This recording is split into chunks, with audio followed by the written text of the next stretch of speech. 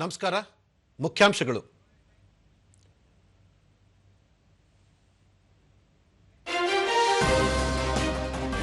ಮಧ್ಯಪ್ರಾಚ್ಯ ಸಂಘರ್ಷ ಹಿನ್ನೆಲೆ ಇಂಧನ ನಿರ್ವಹಣೆ ಸೇರಿ ಪ್ರಮುಖ ವಿಚಾರಗಳ ಕುರಿತು ಮುಖ್ಯಮಂತ್ರಿಗಳೊಂದಿಗೆ ಇಂದು ಪ್ರಧಾನಿ ಸಭೆ. ಮಹಿಳೆಯರ ಸುರಕ್ಷತೆ ಭದ್ರತೆಗೆ ಹಲವು ಕ್ರಮ. ದೇಶದಾದ್ಯಂತ 926 ಒನ್ ಸ್ಟಾಪ್ ಕೇಂದ್ರಗಳ ಆರಂಭ. ಸಚಿವೆ ಸಾವಿತ್ರಿ ಠಾಕೂರ್. ದೇಶದಲ್ಲಿ ಇಂಧನ ಕೊರತೆ ಇಲ್ಲ. ಗೃಹ ಬಳಕೆ ಅಡುಗೆ ಅನಿಲ ಉತ್ಪಾದನೆ 40% ಹೆಚ್ಚಳ. ಪೆಟ್ರೋಲಿಯಂ ಸಚಿವಾಲಯ. ಪೆಟ್ರೋಲ್ ಡೀಸೆಲ್ ಮೇಲಿನ ಅಬಕಾರಿ ಸುಂಕ ಇಳಿಕೆ ಕೇಂದ್ರ ಸರ್ಕಾರದ ಐತಿಹಾಸಿಕ ನಿರ್ಧಾರ. ಆರ್ ಅಶೋಕ.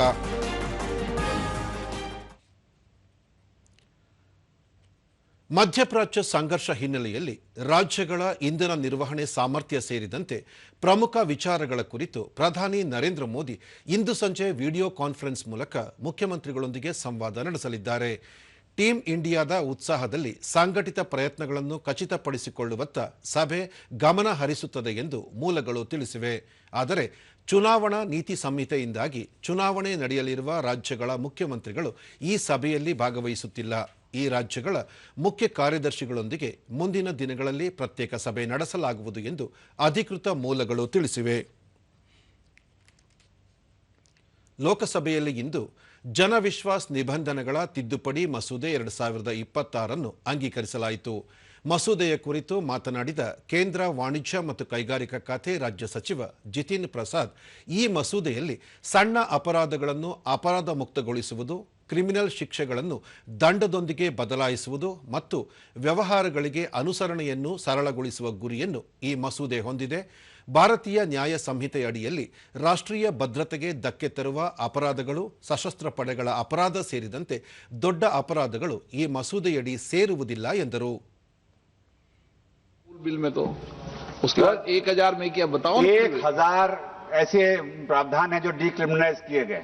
पहले ये मूल में कितना था? ये सबसे महत्वपूर्ण चीज है क्योंकि इसमें जो प्रावधान था करीब 717 जो हैं वो ईज ऑफ डूइंग बिजनेस को लेके हैं जो अमेंड किए जा रहे हैं, और 67 ईज ऑफ लिविंग. तो जैसे कि मोटर व्हीकल्स एक्ट है, अगर किसी का लाइसेंस एक्सपायर हो गया तो करीब 30 दिन उसे दिए जा रहे हैं कि अपना रिन्यू करा लें, उसको इसको पेनलाइज नहीं किया जाएगा. तमाम ऐसी चीजें हैं एनडीएमसी एक्ट में, जहां ओल्ड रेट वैल्यू सिस्टम था उसको सिंप्लीफाई करके यूनिट सिस्टम कर दिया है.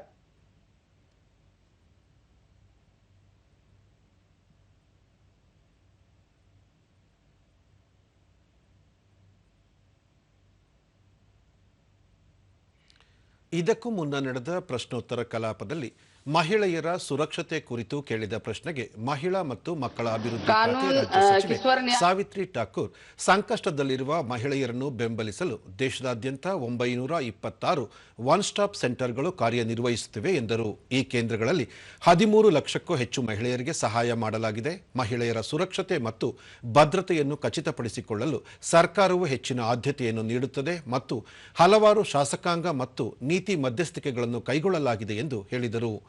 ಮಿಷನ್ ಶಕ್ತಿ ಯೋಜನೆಯಡಿ ಪೊಲೀಸ್ ಠಾಣೆಗಳಲ್ಲಿ 15,000ಕ್ಕೂ ಹೆಚ್ಚು ಮಹಿಳಾ ಸಹಾಯ ಕೇಂದ್ರಗಳನ್ನು ಸ್ಥಾಪಿಸಲಾಗಿದೆ. ಅವುಗಳಲ್ಲಿ 14,000ಕ್ಕೂ ಹೆಚ್ಚು ಮಹಿಳಾ ಪೊಲೀಸ್ ಅಧಿಕಾರಿಗಳೇ ನೇತೃತ್ವ ವಹಿಸಿದ್ದಾರೆ ಎಂದು ಅವರು ಮಾಹಿತಿ ನೀಡಿದರು. ಒನ್ ಸ್ಟಾಪ್ ಸೆಂಟರ್ಗಳು ವೈದ್ಯಕೀಯ ನೆರವು, ಕಾನೂನು ನೆರವು, ತಾತ್ಕಾಲಿಕ ಆಶ್ರಯ, ಪೊಲೀಸ್ ಸೌಲಭ್ಯ ಮತ್ತು ಮಾನಸಿಕ ಸಾಮಾಜಿಕ ಸಮಾಲೋಚನೆಯಂತಹ ಸಮಗ್ರ ಸೇವೆಗಳನ್ನು ಒದಗಿಸುತ್ತವೆ ಎಂದು ಮಾಹಿತಿ ನೀಡಿದರು. के बाद बच्चों को निगरानी और सहयोग के बाल कल्याण समिति द्वारा की जाती है. इस पूरी प्रक्रिया में गोपनीयता बनाए रखने के लिए बच्चों को कोई भी अपराध रिकॉर्ड नहीं रखा जाता है, सुनिश्चित किया जाता है, जिसके सामाजिक नई शुरुआत की दूसरा अवसर भी मिल सके. ಯೂರಿಯಾ ಕುರಿತು ಪ್ರಶ್ನೆ ಕೇಳಿದ ಕೇಂದ್ರ ರಾಸಾಯನಿಕ ಮತ್ತು ರಸಗೊಬ್ಬರ ಸಚಿವ ಜೆಪಿ ನಡ್ಡಾ, ಕಳೆದ ದಶಕದಲ್ಲಿ ದೇಶದಲ್ಲಿ ದೇಶೀಯ ಯೂರಿಯಾ ಉತ್ಪಾದನೆ 230 ಲಕ್ಷ ಮೆಟ್ರಿಕ್ ಟನ್ಗಳಿಂದ 315 ಲಕ್ಷ ಮೆಟ್ರಿಕ್ ಟನ್ಗಳಿಗೆ ಗಮನಾರ್ಹವಾಗಿ ಹೆಚ್ಚಾಗಿದೆ ಎಂದರು. ಉತ್ಪಾದನೆಯನ್ನು ಹೆಚ್ಚಿಸಲು 2014ರಿಂದ ದೇಶದ ವಿವಿಧ ಸ್ಥಳಗಳಲ್ಲಿ ಹಲವಾರು ಹೊಸ ರಸಗೊಬ್ಬರ ಘಟಕಗಳನ್ನು ಸ್ಥಾಪಿಸಲಾಗಿದೆ. ಸ್ಥಿರ ಆಮದುಗಳನ್ನು ಖಚಿತಪಡಿಸಿಕೊಳ್ಳಲು ಭಾರತವು ವಿವಿಧ ದೇಶಗಳೊಂದಿಗೆ ದೀರ್ಘಾವಧಿಯ ಒಪ್ಪಂದಗಳ ಮೂಲಕ ತನ್ನ ರಸಗೊಬ್ಬರ ಪೂರೈಕೆ ಸರಪಳಿಯನ್ನು ಬಲಪಡಿಸುತ್ತಿದೆ ಎಂದರು. ದೇಶದಲ್ಲಿ ಖಾರಿಫ್ ಋತುವಿಗೆ ಸಾಕಷ್ಟು ರಸಗೊಬ್ಬರ ಲಭ್ಯವಿದ್ದು ರೈತರು ಚಿಂತಿಸಬೇಕಾಗಿಲ್ಲ. ಕಚ್ಚಾ ವಸ್ತುಗಳನ್ನು ಪಡೆಯಲು ಸರ್ಕಾರವು ವೈವಿಧ್ಯೀಕರಣ ಮತ್ತು ಹೊಸ ಮಾರುಕಟ್ಟೆಗಳನ್ನು ಹುಡುಕುತ್ತಿದೆ. ಯೂರಿಯಾದ ಸಮತೋಲಿತ ಬಳಕೆ ಮತ್ತು ಆಮದು ಅವಲಂಬನೆಯನ್ನು ಕಡಿಮೆ ಮಾಡಲು ಸರ್ಕಾರ ಹಲವಾರು ಕ್ರಮಗಳನ್ನು ತೆಗೆದುಕೊಂಡಿದೆ ಎಂದರು. ಮಣ್ಣಿನ ಆರೋಗ್ಯ ಕಾರ್ಡ್ ಯೋಜನೆಯ ಮೂಲಕ ಮಣ್ಣು ಪರೀಕ್ಷೆ ಆಧಾರಿತ ರಸಗೊಬ್ಬರವನ್ನು ಸಕ್ರಿಯವಾಗಿ ಉತ್ತೇಜಿಸಲಾಗುತ್ತಿದೆ. ಸುಮಾರು 24 ಕೋಟಿ ಮಣ್ಣಿನ ಆರೋಗ್ಯ ಕಾರ್ಡ್ಗಳನ್ನು ರೈತರಿಗೆ ವಿತರಿಸಲಾಗಿದ್ದು ಇದು ಅವರ ಮಣ್ಣು ಮತ್ತು ಬೆಳೆಗಳ ನಿರ್ದಿಷ್ಟ ಪೋಷಕಾಂಶಗಳ ಅವಶ್ಯಕತೆಗಳನ್ನು ಅರ್ಥ ಮಾಡಿಕೊಳ್ಳಲು ಅನುವು ಮಾಡಿಕೊಡುತ್ತದೆ ಎಂದು ಸಚಿವ ಜೆಪಿ ನಡ್ಡಾ ಹೇಳಿದರು. 1940 crores have been allocated for that, and which to incentivize domestic manufacturing of 41 critical active pharmaceutical ingredients, key starting materials, KSM, and drug intermediaries. So this is what we have added. The same way, another scheme is the production-linked incentive scheme for pharmaceuticals, and 15,000 crore rupees have been allocated for that. That promotes the high-value bulk drug parks, one in Andhra Pradesh, one in Gujarat, and one in Himachal Pradesh, with a common infrastructure to see to it that that APIs are produced here in India.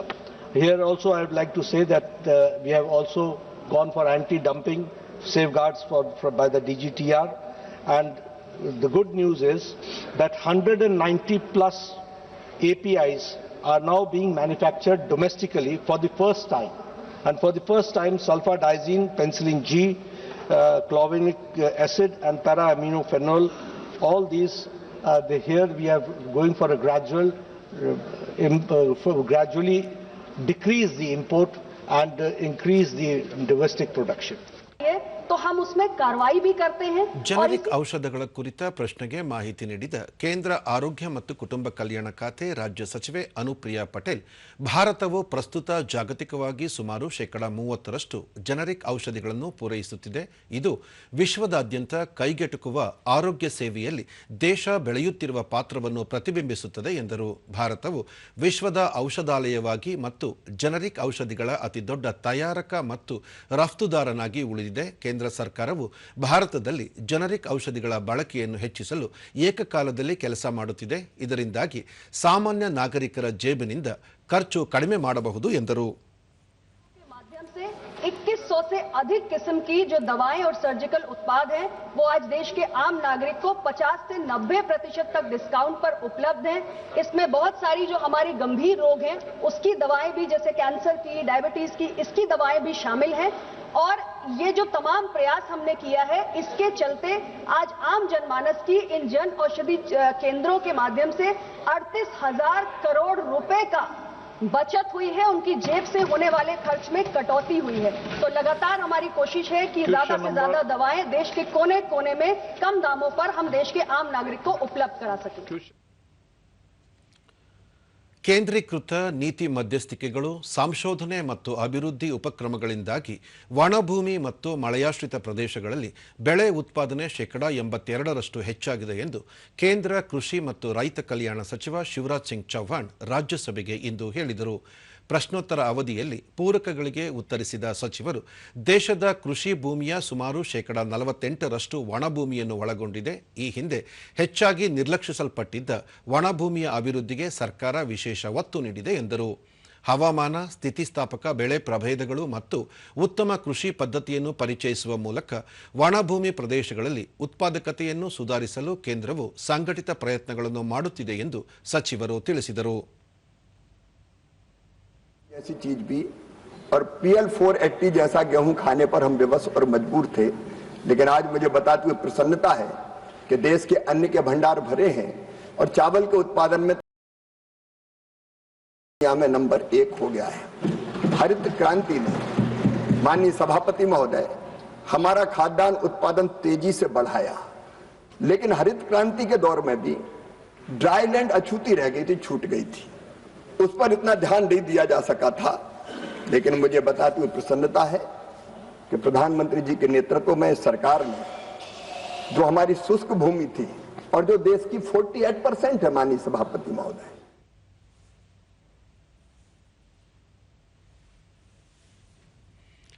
ಸಿರಿಧಾನ್ಯಗಳ ಕುರಿತು ಕೇಳಿದ ಪ್ರಶ್ನೆಗೆ ಉತ್ತರಿಸಿದ ಸಚಿವ ಶಿವರಾಜ್ ಸಿಂಗ್ ಚೌಹಾಣ್, ಪೌಷ್ಟಿಕಾಂಶಯುಕ್ತ ಶ್ರೀ ಅನ್ನ ಉತ್ತೇಜನಕ್ಕೆ ಕೇಂದ್ರ ಸರ್ಕಾರ ಹೆಚ್ಚು ಒತ್ತು ನೀಡಿದೆ. ರೈತರ ಆದಾಯ ಹೆಚ್ಚಿಸಲು ಮತ್ತು ಕೃಷಿಯಲ್ಲಿ ಸುಸ್ಥಿರತೆ ತರಲು ಸಿರಿಧಾನ್ಯಗಳ ಉತ್ಪಾದನೆ ಹಾಗೂ ಬಳಕೆಯನ್ನು ಹೆಚ್ಚಿಸುವುದು ಅವರ ಪ್ರಮುಖ ಗುರಿಯಾಗಿದೆ. ಸಿರಿಧಾನ್ಯಗಳು ಹೆಚ್ಚಿನ ಪೌಷ್ಟಿಕಾಂಶ ಹೊಂದಿದ್ದು ಆರೋಗ್ಯಕ್ಕೆ ಉತ್ತಮವಾಗಿದೆ. ಸಿರಿಧಾನ್ಯ ಬೆಳೆಯುವ ರೈತರ ಆದಾಯ ಹೆಚ್ಚಿಸಲು ಮತ್ತು ಮಾರುಕಟ್ಟೆ ಸಂಪರ್ಕ ಕಲ್ಪಿಸಲು ಸರ್ಕಾರ ಬದ್ಧವಾಗಿದೆ ಎಂದು ಹೇಳಿದರು. अनेकों कदम उठा रहे हैं माननीय सभापति महोदय।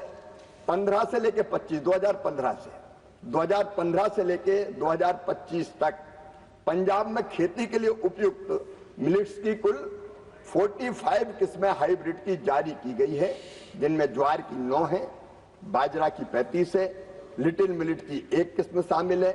ये किस्में वर्तमान में बठिंडा, फाजिल्का, मानसा, मोगा, रूपनगर और संगरूर के पारंपरिक मिलेट्स के उत्पादक जिलों में उगाई जा रही है। बहुत ही महत्वपूर्ण विषय उठाया है। ರೈಲ್ವೆ ಹಳಿಗಳ ಒತ್ತುವರಿ ಕುರಿತು ಕೇಳಿದ ಪ್ರಶ್ನೆಗೆ ರೈಲ್ವೆ ಸಚಿವ ಅಶ್ವಿನಿ ವೈಷ್ಣವ್, ದೇಶದಾದ್ಯಂತ ಭಾರತೀಯ ರೈಲ್ವೆಯು ಕೇವಲ 0.21% ಭೂಮಿ ಮಾತ್ರ ಅತಿಕ್ರಮಣಕ್ಕೆ ಒಳಗಾಗಿದೆ. ಹಲವಾರು ನಗರ ಪ್ರದೇಶಗಳಲ್ಲಿ ಈ ವಿಷಯವು ಗಂಭೀರ ಕಳವಳಕಾರಿಯಾಗಿದೆ ಮತ್ತು ಇದನ್ನು ಮಾನವೀಯ ದೃಷ್ಟಿಕೋನದಿಂದ ಪರಿಹರಿಸಲಾಗುತ್ತಿದೆ ಎಂದರು. ಸಾಧ್ಯವಾದಲ್ಲೆಲ್ಲ ರೈಲ್ವೆಯು ರಾಜ್ಯ ಸರ್ಕಾರಗಳೊಂದಿಗೆ ಸಮನ್ವಯದಿಂದ ಪ್ರಾಯೋಗಿಕ ಪರಿಹಾರಗಳನ್ನು ಕಂಡುಹಿಡಿಯಲು ಪ್ರಯತ್ನಿಸಿದೆ. ಅತಿಕ್ರಮಣ ಮಾಡಿಕೊಂಡಿರುವವರ ಪೈಕಿ ಹಲವರು ಬಡಜನರು ಇದ್ದಾರೆ. ಏಕಾಏಕಿ ತೆರವುಗೊಳಿಸುವುದು ಕಷ್ಟವಾಗುವ ಹಿನ್ನೆಲೆಯಲ್ಲಿ ಕೆಲವು ಕಡೆಗಳಲ್ಲಿ ಪ್ರಕ್ರಿಯೆ ನಿಧಾನವಾಗುತ್ತಿದೆ. ಇಂಥ ಜನರಿಗೆ ಪಿಎಂ ಆವಾಸ್ ಯೋಜನೆಯಡಿ ಪರ್ಯಾಯ ಮನೆಗಳನ್ನು ನೀಡುವ ಕಾರ್ಯ ಪ್ರಗತಿಯಲ್ಲಿದೆ ಎಂದರು. रेलवे की लैंड पे हुए समय समय पे इस पे एक्शंस भी बहुत सारे लिए गए, लेकिन हर वक्त एक ह्यूमैनिटेरियन अप्रोच के साथ काम किया गया है, क्योंकि जो गरीब से गरीब व्यक्ति है वही एनक्रोचमेंट या रेलवे की लैंड के साथ झुग्गी या झोपड़ी बना के रहता है। लेकिन जहाँ पर भी संभव हो पाया है, एक प्रैक्टिकल सॉल्यूशन राज्य सरकारों के साथ मिलकर माननीय चेयरमैन सर लिया गया है। तो इस तरह की व्यवस्था है, जहाँ जहाँ राज्य सरकारों की मदद मिलती है वहाँ पे काम हो पाता है, क्योंकि आखिरकार कॉन्स्टिट्यूशन में राज्य सरकार के लिस्ट में ही आता है, राज्य की लिस्ट में आता है जमीन का मुद्दा। इसलिए हम लैंड के लिए राज्य सरकारों के साथ ही काम करते हैं, चाहे डेवलपमेंट के लिए हो, चाहे एनक्रोचमेंट रिमूवल के लिए हो, हर एक विषय में उसमें राज्य सरकार के साथ मिलकर ही काम करते हैं।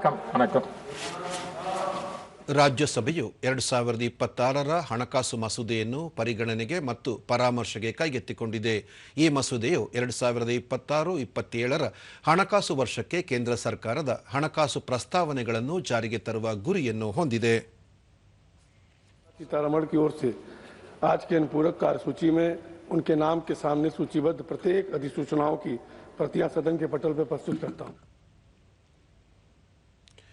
ಕೇಂದ್ರ ವಿದ್ಯುತ್ ಇಂಜಿನಿಯರಿಂಗ್ ಸೇವೆ ಸಿಪಿಇಎಸ್ ಮತ್ತು ಭಾರತೀಯ ಆರ್ಥಿಕ ಸೇವೆ ಐಎಎಸ್ ಅಧಿಕಾರಿಗಳು ಇಂದು ರಾಷ್ಟ್ರಪತಿ ದ್ರೌಪದಿ ಮುರ್ಮು ಅವರನ್ನು ರಾಷ್ಟ್ರಪತಿ ಭವನದಲ್ಲಿ ಭೇಟಿ ಮಾಡಿದರು.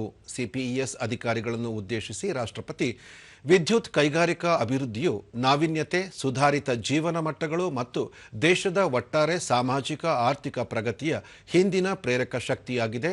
ಧ್ವನಿ ಇಂಜಿನಿಯರಿಂಗ್ ಅಭ್ಯಾಸಗಳು ಮತ್ತು ನವೀನ ಪರಿಹಾರಗಳ ಮೂಲಕ ರಾಷ್ಟ್ರದ ವಿದ್ಯುತ್ ಮೂಲಸೌಕರ್ಯವನ್ನು ಬಲಪಡಿಸುವಲ್ಲಿ ಸಿಪಿಇಎಸ್ ಅಧಿಕಾರಿಗಳ ಪಾತ್ರ ಬಹಳ ಮುಖ್ಯ ಎಂದರು. ಐಎಎಸ್ ಅಧಿಕಾರಿಗಳನ್ನು ಉದ್ದೇಶಿಸಿ ರಾಷ್ಟ್ರಪತಿಗಳು ವೇಗವಾಗಿ ಬದಲಾಗುತ್ತಿರುವ ಜಾಗತಿಕ ಮತ್ತು ದೇಶೀಯ ಪರಿಸರದಲ್ಲಿ ಸಾರ್ವಜನಿಕ ಸೇವೆಯಲ್ಲಿ ಆರ್ಥಿಕ ಯೋಜನೆ ಮತ್ತು ಅನುಷ್ಠಾನದ ಪಾತ್ರ ಎಂದಿಗಿಂತಲೂ ಹೆಚ್ಚು ನಿರ್ಣಾಯಕವಾಗಿದೆ. ಸುಸ್ಥಿರ ಬೆಳವಣಿಗೆಯನ್ನು ಖಚಿತಪಡಿಸುವುದು, ಹಣದುಬ್ಬರವನ್ನು ನಿರ್ವಹಿಸುವುದು, ಉದ್ಯೋಗಾವಕಾಶಗಳನ್ನು ಹೆಚ್ಚಿಸುವುದು, ಅಸಮಾನತೆಗಳನ್ನು ಕಡಿಮೆ ಮಾಡುವುದು ಮತ್ತು ಸಂಕೀರ್ಣ ವಾತಾವರಣದ ಮೂಲಕ ಆರ್ಥಿಕತೆಯನ್ನು ಮುನ್ನಡೆಸುವಲ್ಲಿ ಐಎಎಸ್ ಅಧಿಕಾರಿಗಳ ಪಾತ್ರ ಮಹತ್ವದ್ದಾಗಿರುತ್ತದೆ ಎಂದರು. ಉತ್ತರ ಪ್ರದೇಶದ ಜೇವರ್ನಲ್ಲಿ ನೋಯ್ಡಾ ಅಂತಾರಾಷ್ಟ್ರೀಯ ವಿಮಾನ ನಿಲ್ದಾಣದ ಮೊದಲ ಹಂತವನ್ನು ಪ್ರಧಾನಿ ನರೇಂದ್ರ ಮೋದಿ ನಾಳೆ ಉದ್ಘಾಟಿಸಲಿದ್ದಾರೆ. ಈ ವಿಮಾನ ನಿಲ್ದಾಣವನ್ನು ಸುಮಾರು 11,200 ಕೋಟಿ ರೂಪಾಯಿಗಳ ವೆಚ್ಚದಲ್ಲಿ ಅಭಿವೃದ್ಧಿಪಡಿಸಲಾಗಿದೆ. ಸುಸ್ಥಿರ ಮತ್ತು ಭವಿಷ್ಯಕ್ಕೆ ರೂಪುಗೊಳಿಸಿದ ಮೂಲಸೌಕರ್ಯ ಯೋಜನೆಯಡಿ ನಿಲ್ದಾಣವನ್ನು ವಿನ್ಯಾಸಗೊಳಿಸಲಾಗಿದ್ದು ಶೂನ್ಯ ಇಂಗಾಲ ಹೊರಸೂಸುವಿಕೆಯ ಸೌಲಭ್ಯವಾಗಿ ಕಾರ್ಯನಿರ್ವಹಿಸುವ ಗುರಿ ಹೊಂದಿದೆ. ಸಮರ್ಥ ಇಂಧನ ವ್ಯವಸ್ಥೆಗಳು ಹಾಗೂ ಜವಾಬ್ದಾರಿಯುತ ಪರಿಸರ ಆಚರಣೆಗಳನ್ನು ವಿಮಾನ ನಿಲ್ದಾಣ ಒಳಗೊಂಡಿದೆ. ನೋಯ್ಡಾ ಅಂತಾರಾಷ್ಟ್ರೀಯ ವಿಮಾನ ನಿಲ್ದಾಣ ದೇಶದ ಅತಿದೊಡ್ಡ ಹಸಿರು ವಲಯ ವಿಮಾನ ನಿಲ್ದಾಣ ಯೋಜನೆಗಳಲ್ಲಿ ಒಂದಾಗಿದೆ. ಇದರ ಲೋಕಾರ್ಪಣೆಯು ಜಾಗತಿಕ ವಾಯುಯಾನ ಕೇಂದ್ರವಾಗುವ ಭಾರತದ ಪ್ರಯಾಣದಲ್ಲಿ ಮಹತ್ವದ ಮೈಲುಗಲ್ಲು ಎಂದು ಪರಿಗಣಿಸಲಾಗಿದೆ. ರಾಷ್ಟ್ರೀಯ ರಾಜಧಾನಿ ಪ್ರದೇಶಕ್ಕೆ ಪ್ರಮುಖ ಅಂತಾರಾಷ್ಟ್ರೀಯ ಗೇಟ್ವೇ ಎಂದು ಪರಿಗಣಿಸಿರುವ ಈ ನಿಲ್ದಾಣವು ದೇಶದ ವಿಮಾನ ನಿಲ್ದಾಣ ಸೌಲಭ್ಯ ಬಲಪಡಿಸುವಲ್ಲಿ, ಪ್ರಾದೇಶಿಕ ಮತ್ತು ಅಂತಾರಾಷ್ಟ್ರೀಯ ಸಂಪರ್ಕ ಹೆಚ್ಚಿಸುವಲ್ಲಿ ಪ್ರಮುಖ ಹೆಜ್ಜೆಯಾಗಿದೆ. ವಿಮಾನ ನಿಲ್ದಾಣವು ಆರಂಭದಲ್ಲಿ ವಾರ್ಷಿಕ 2 ದಶಲಕ್ಷ ಪ್ರಯಾಣಿಕರನ್ನು ನಿರ್ವಹಿಸುವ ಸಾಮರ್ಥ್ಯ ಹೊಂದಿದೆ. ಪೂರ್ಣ ಅಭಿವೃದ್ಧಿಗೊಂಡ ನಂತರ ವಾರ್ಷಿಕ 70 ದಶಲಕ್ಷ ಪ್ರಯಾಣಿಕರನ್ನು ನಿರ್ವಹಿಸುವ ಸಾಮರ್ಥ್ಯ ಹೊಂದಲಿದೆ. ಕೇಂದ್ರ ವಾಣಿಜ್ಯ ಮತ್ತು ಕೈಗಾರಿಕಾ ಸಚಿವ ಪಿಯೂಷ್ ಗೋಯಲ್ ಕ್ಯಾಮರೂನ್ನಲ್ಲಿ ನಡೆಯುತ್ತಿರುವ ವಿಶ್ವ ವ್ಯಾಪಾರ ಸಂಸ್ಥೆಯ 14ನೇ ಸಚಿವರ ಸಮ್ಮೇಳನದಲ್ಲಿ ಭಾರತೀಯ ನಿಯೋಗದ ನೇತೃತ್ವ ವಹಿಸಿದ್ದಾರೆ. ನಿನ್ನೆ ಆರಂಭವಾದ ಸಮ್ಮೇಳನ ಈ ತಿಂಗಳ 29ರವರೆಗೆ ಮುಂದುವರಿಯಲಿದೆ. ವಿಶ್ವ ವ್ಯಾಪಾರ ಸಂಘಟನೆ WTO ಮೂಲಭೂತ ಸಮಸ್ಯೆಗಳ ಕುರಿತು ಸಚಿವರ ಸಂಭಾಷಣೆಯ ಸಮಯದಲ್ಲಿ ಸಚಿವರು ಪಾರದರ್ಶಕ, ಅಂತರ್ಗತ ಮತ್ತು ಸದಸ್ಯ ಚಾಲಿತ ಪ್ರಕ್ರಿಯೆಯ ಮೂಲಕ ಅಗತ್ಯ ಸುಧಾರಣೆಗಳನ್ನು ಕೈಗೊಳ್ಳುವ ಮಹತ್ವವನ್ನು ಒತ್ತಿ ಹೇಳಿದರು. ತಾರತಮ್ಯ ರಹಿತ, ಒಮ್ಮತ ಆಧಾರಿತ ನಿರ್ಧಾರ ತೆಗೆದುಕೊಳ್ಳುವಿಕೆ ಮತ್ತು ಸಮಾನತೆಯಂತಹ ಪ್ರಮುಖ ತತ್ವಗಳನ್ನು ಎತ್ತಿ ಹಿಡಿಯುವಾಗ ಅಭಿವೃದ್ಧಿಯು ಸಂಸ್ಥೆಯ ಕೇಂದ್ರ ಬಿಂದುವಾಗಿರಬೇಕು ಎಂದು ಅವರು ಪ್ರತಿಪಾದಿಸಿದ್ದಾರೆ. ದೇಶೀಯ LPG ಉತ್ಪಾದನೆ 40% ಹೆಚ್ಚಾಗಿದೆ ಮತ್ತು ಚಿಲ್ಲರೆ ಮಾರಾಟ ಮಳಿಗೆಗಳಲ್ಲಿ ಯಾವುದೇ ಕೊರತೆ ಇಲ್ಲ ಎಂದು ಪೆಟ್ರೋಲಿಯಂ ಮತ್ತು ನೈಸರ್ಗಿಕ ಅನಿಲ ಸಚಿವಾಲಯದ ಜಂಟಿ ಕಾರ್ಯದರ್ಶಿ ಸುಜಾತಾ ಶರ್ಮಾ ದೆಹಲಿಯಲ್ಲಿಂದು ಹೇಳಿದ್ದಾರೆ. ಅಂತರ್ ಸಚಿವಾಲಯದ ಜಂಟಿ ಸುದ್ದಿಗೋಷ್ಠಿಯಲ್ಲಿ ಅವರು ಮಧ್ಯಪ್ರಾಚ್ಯ ಯುದ್ಧದ ನಡುವೆಯೂ ಭಾರತದಲ್ಲಿ ಸದ್ಯ ಪೆಟ್ರೋಲ್, ಡೀಸೆಲ್ ಸೇರಿದಂತೆ LPG ಪೂರೈಕೆಯಲ್ಲಿ ಯಾವುದೇ ಸಮಸ್ಯೆ ಇಲ್ಲ. ಮುಂದಿನ 2 ತಿಂಗಳಿಗಾಗುವಷ್ಟು LPG ಮತ್ತು PNG ದಾಸ್ತಾನು ಇದೆ ಎಂದರು. ಭಾರತ LPG ಮತ್ತು ಕಚ್ಚಾ ತೈಲಗಳ ಆಮದಿಗೆ 90% ಹಾರ್ಮುಜ್ ಜಲಸಂಧಿಯನ್ನೇ ಅವಲಂಬಿಸಿದೆ. ಈ ಹಿನ್ನೆಲೆಯಲ್ಲಿ ಜನರ ಹಿತರಕ್ಷಣೆಯನ್ನು ಗಮನದಲ್ಲಿ ಇಟ್ಟುಕೊಂಡು ಗೃಹ ಬಳಕೆಯ ಅಡುಗೆ ಅನಿಲ ಪೂರೈಕೆಗೆ ಆದ್ಯತೆ ನೀಡಲಾಗಿದೆ ಎಂದರು. ಕಾಳಸಂತೆಯಲ್ಲಿ LPG ಮಾರಾಟ ಮಾಡುವವರ ವಿರುದ್ಧ ಈಗಾಗಲೇ ದಾಳಿ ನಡೆಸಲಾಗುತ್ತಿದೆ. ಈ ಬಗ್ಗೆ ಕಟ್ಟುನಿಟ್ಟಿನ ನಿಯಮ ಜಾರಿಗೊಳಿಸಲಾಗಿದ್ದು ತಪ್ಪಿತಸ್ಥರ ವಿರುದ್ಧ ಸೂಕ್ತ ಕ್ರಮ ತೆಗೆದುಕೊಳ್ಳಲಾಗುವುದು ಎಂದರು. LPG ಕೊರತೆಯ ಬಗ್ಗೆ ತಪ್ಪು ಮಾಹಿತಿ ನೀಡುವವರ ವಿರುದ್ಧ ಕಠಿಣ ಕ್ರಮ ತೆಗೆದುಕೊಳ್ಳಲು ಈಗಾಗಲೇ ರಾಜ್ಯ ಸರ್ಕಾರಗಳ ಜೊತೆ ಮಾತುಕತೆ ನಡೆಸಲಾಗಿದೆ ಎಂದು ಮಾಹಿತಿ ಮತ್ತು ಪ್ರಸಾರ ಸಚಿವಾಲಯದ ಜಂಟಿ ಕಾರ್ಯದರ್ಶಿ ಸಿ ಸೆಂದಿಲ್ ರಾಜನ್ ಹೇಳಿದರು. इंपोर्ट डिपेंडेंसी और इसका 90% जो आ रहा था वो स्ट्रेट ऑफ हॉर्मूज से आ रहा था. इसलिए भारत सरकार ने निर्णय लिया कि डोमेस्टिक कंज्यूमर्स को प्रायोरिटाइज किया जाएगा और इसी क्रम में उनको प्रायोरिटाइज करते हुए कमर्शियल सप्लाईज को सबसे पहले कुछ समय के लिए रोका गया. उसके बाद बहुत कैलिब्रेटेड डिसीजन लेते हुए पहले 20% कमर्शियल सप्लाईज को रेस्टोर किया गया. उसके बाद 10% based on ease of doing business for the expansion of PNG network. उसके बाद भारत सरकार ने इसको 50% किया और आज इसको 70% किया गया है. LPG ಕೊರತೆಯ ಬಗ್ಗೆ ತಪ್ಪು ಮಾಹಿತಿ ನೀಡುವವರ ವಿರುದ್ಧ ಕಠಿಣ ಕ್ರಮ ತೆಗೆದುಕೊಳ್ಳಲು ಈಗಾಗಲೇ ರಾಜ್ಯ ಸರ್ಕಾರಗಳ ಜೊತೆ ಮಾತುಕತೆ ನಡೆಸಲಾಗಿದೆ ಎಂದು ಮಾಹಿತಿ ಮತ್ತು ಪ್ರಸಾರ ಸಚಿವಾಲಯದ ಜಂಟಿ ಕಾರ್ಯದರ್ಶಿ ಸಿ ಸೆಂದಿಲ್ ರಾಜನ್ ಹೇಳಿದರು. ಈ ಮೊದಲು LPG ಬಗ್ಗೆ ಹಾಗೂ ಕಳೆದ 2 ದಿನಗಳಲ್ಲಿ ಪೆಟ್ರೋಲ್ ಮತ್ತು ಡೀಸೆಲ್ ಪೂರೈಕೆಯ ಬಗ್ಗೆ ವದಂತಿಗಳು ಹರಡುತ್ತಿವೆ. ನಾಗರಿಕರು ಪೆಟ್ರೋಲ್ ಪಂಪ್ಗಳಿಗೆ ಮುಗಿ ಬೀಳುವ ಅಗತ್ಯವಿಲ್ಲ.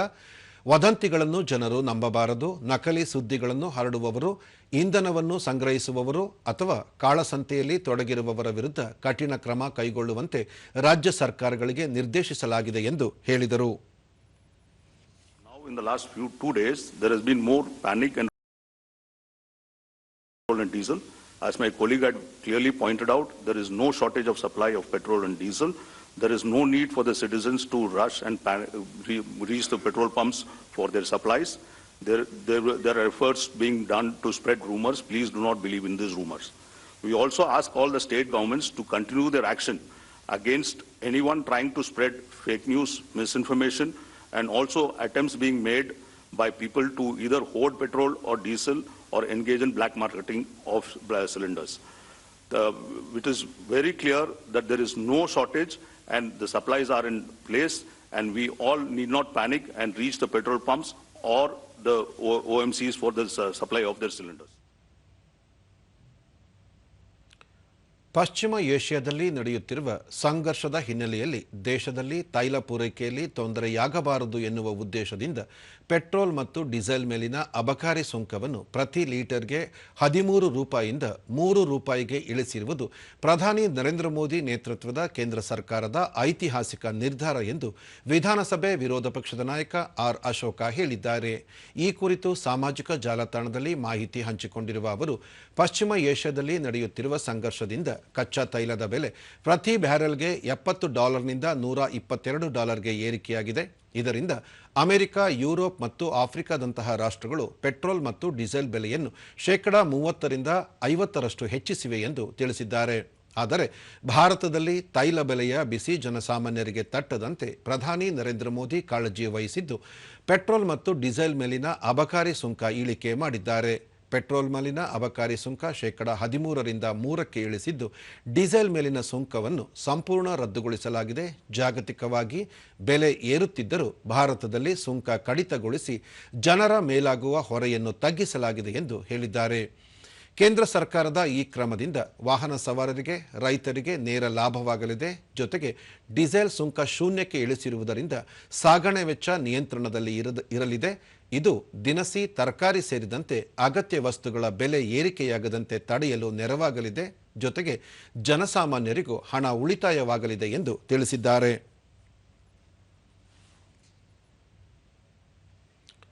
ಕೊನೆಯಲ್ಲಿ ಮತ್ತೊಮ್ಮೆ ಮುಖ್ಯಾಂಶಗಳು.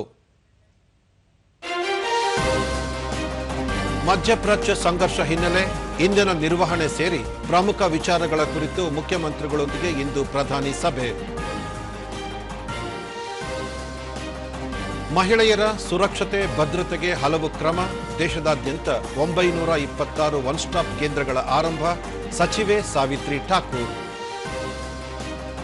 ದೇಶದಲ್ಲಿ ಇಂಧನ ಕೊರತೆ ಇಲ್ಲ, ಗೃಹ ಬಳಕೆ ಅಡುಗೆ ಅನಿಲ ಉತ್ಪಾದನೆ 40% ಹೆಚ್ಚಳ, ಪೆಟ್ರೋಲಿಯಂ ಸಚಿವಾಲಯ. ಪೆಟ್ರೋಲ್, ಡೀಸೆಲ್ ಮೇಲಿನ ಅಬಕಾರಿ ಸುಂಕ ಇಳಿಕೆ, ಕೇಂದ್ರ ಸರ್ಕಾರದ ಐತಿಹಾಸಿಕ ನಿರ್ಧಾರ, ಆರ್ ಅಶೋಕ. ನಮ್ಮ ವಾರ್ತಾ ಪ್ರಸಾರವನ್ನು ನೀವು ಡಿಡಿ ಚಂದನ ನ್ಯೂಸ್ ಯೂಟ್ಯೂಬ್, ಎಕ್ಸ್ ಖಾತೆ, ಇನ್ಸ್ಟಾಗ್ರಾಮ್, ಫೇಸ್ಬುಕ್ ಹಾಗೂ ವಾಟ್ಸಪ್ ಮೂಲಕವೂ ವೀಕ್ಷಿಸಬಹುದು. ನಮ್ಮ ಮುಂದಿನ ವಾರ್ತಾ ಪ್ರಸಾರ ಸಂಜೆ 7 ಗಂಟೆಗೆ. ನಮಸ್ಕಾರ.